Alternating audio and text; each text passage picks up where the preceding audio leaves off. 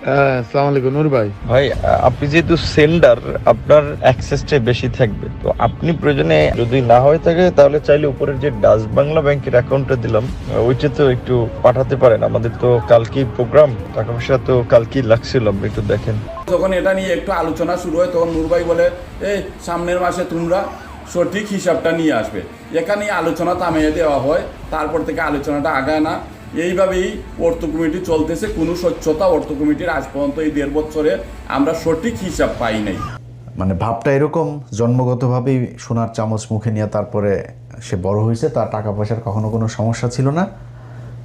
আমাদের ভিক্ষার টাকা তোর পকেটের মধ্যে। সে কালকে পোস্টে লিখেছে, আমরা এখানে আমি কাজ করে খাই, কামলা দিয়া খাই না, তুচ্ছ তাচ্ছিল্য করে ভাই। বেটা কামলা দিয়া না, আমেরিকায় মানে যত ধরনের কষ্ট আছে সব কষ্ট করে তারপরে স্ট্রাগল করে তারপরে দেশের জন্য কাজ করেছে। সেই টাকা, সেই কষ্টের টাকা তোরে পাঠাইছি, তোরা আবার সেই টাকা নিয়ে জালিয়াতি করছিস। আমার কথা না, ওর দলের লোকজন তারা বলেছে। প্রতি মাসে প্রবাসীরা এই চাঁদাটা দেয়, আমাদের একটা রিসিপ্ট পাওয়ার কথা, কিন্তু আমরা এই রিসিপ্টটা পাই না। প্রতি মাসে আমরা রিসিপ্টের জন্য এই আলোচনা হয়, অর্থ কমিটির হিসাব নিয়ে আলোচনা হয়, কিন্তু অর্থ কমিটি কোনো মাসেই স্বচ্ছ একটা হিসাব আজ পর্যন্ত দাঁড় করতে পারে নাই।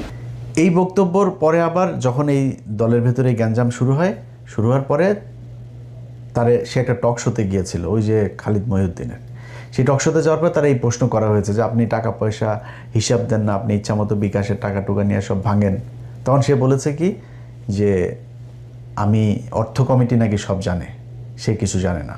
আপনি প্রবাস থেকে কি পরিমাণ টাকা পেয়েছেন গণ অধিকার পরিষদের জন্য? সেটা আমাদের অর্থ কমিটি এবং অডিট কমিটি বলতে পারবে, কারণ এটা তো আমি জানি না, অর্থ কমিটি এবং অডিট কমিটি বলতে পারবে। এই বিষয়টা আজকে এইভাবে আনতে চাইনি। এটা আনার কারণ হচ্ছে ওর কিছু ছোট লোকই, গতকালকে সে একটা পোস্ট করেছে, ওই তার ফেসবুকে গিয়ে পোস্টটা পড়ে আসলে তারপরে দেখবেন। সে হলো নবাব সিরাজউদ্দৌলার উত্তরসূরি, তার বংশেরই লোক, তার বাপের বিশাল জমিদারি আছে। হ্যাঁ, ওর বাপ থাকতে হইলো বাউফলে, সেই কালাইয়া থেকে তারপরে ওইখানে থাকতে পারে না, চলে গেছে আপনার একদম চরের মধ্যে।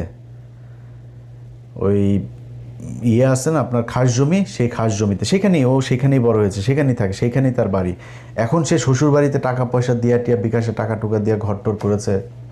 আর কোথায় কি করেছে, কাতারে ব্যবসা, দুবাইতে ব্যবসা, ভাইদেরকে রেন্টেকারের ব্যবসা করে দিয়েছে, কালিয়া করে তার রেন্টেকারের অফিস আছে, বিশাল এলাহি কারবার।